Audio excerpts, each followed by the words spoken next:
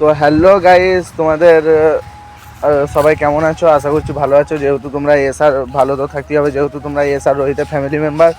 তো চলো গাইস, আজকে ভিডিওটা হচ্ছে আমাদের মাঠে ধান কেটেছে, তো ধান উঠবে, তাই খামারটাকে পরিষ্কার করছি। চলো, মজা ঠাট্টা হবেই নিশ্চয়ই, দেখতে পাচ্ছ। তো চলো গাইস, দেখতেই থাকো ভিডিওটা শেষ পর্যন্ত, কিরকম মজা ঠাট্টা হয় তো দেখতেই পাচ্ছ। চলো, ভিডিওটা এই পর্যন্তই থাকলো। তো এখন গালাজ করতে করতে যাচ্ছি আমরা। তো চলো শেষ পর্যন্ত দেখতে থাকো খামারটা কীভাবে পরিষ্কার করি আর যদি ভালো লাগে, হাসি ঠাট্টা ভিডিওটা যদি ভালো লাগে, অবশ্যই কমেন্ট, শেয়ার, লাইক করবেন।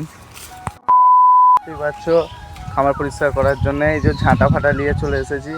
আবার খামার না পরিষ্কার, যেহেতু এইসব কাজ করি না কোনোদিন, তো করতে হচ্ছে। আবার না খামার পরিষ্কার করলে বলেছে 2 মুঠো খেতে দেবে না। তো গাইস দেখতেই পাচ্ছ,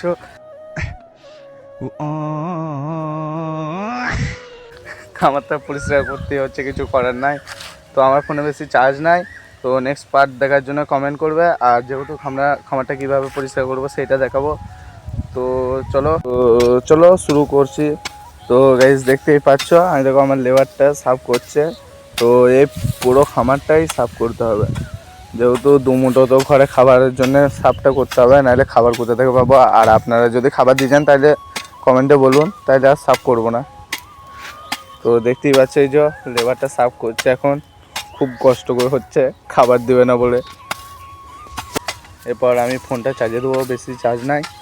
তো এই খামারটা সাফ করার জন্য যদি ভালো লাগে এবং তোমাদেরকে যদি খুব ভালো লাগে, তো একটু কমেন্ট করবে এবং চ্যানেলটিকে যেহেতু সাবস্ক্রাইব করবেন, ঠিক আছে?